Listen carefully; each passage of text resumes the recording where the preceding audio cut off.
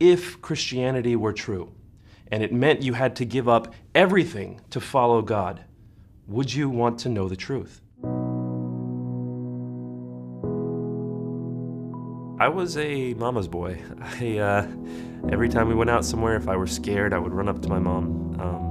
I would stay very close to her. If I were sick, I would put my head on her tummy. I was very, very close to my mother. My earliest memories are of my mother every day sitting me next to her and having me put on my skull cap and showing me how to recite the Quran letter by letter. I finished the Quran when I was 5 years old, and by that time I had memorized the last 7 chapters so that I could recite them during the 5 daily prayers. To be raised Muslim in the United States was a point of pride because we believed that we had the truth. In my freshman year of college, my best friend and I had many conversations about faith, and we argued all the time about Islam versus Christianity. But one specific day, he pulled me aside and he said, "Nabeel, if Christianity were true, and it meant you had to give up everything to follow God, would you want to know the truth?"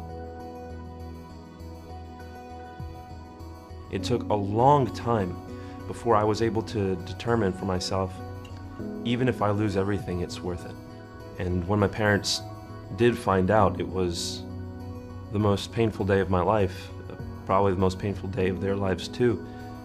And I'll never forget the look in my mother's eye. Her whole life is Islam, just like my life was, and now my whole life is Christ, and there's no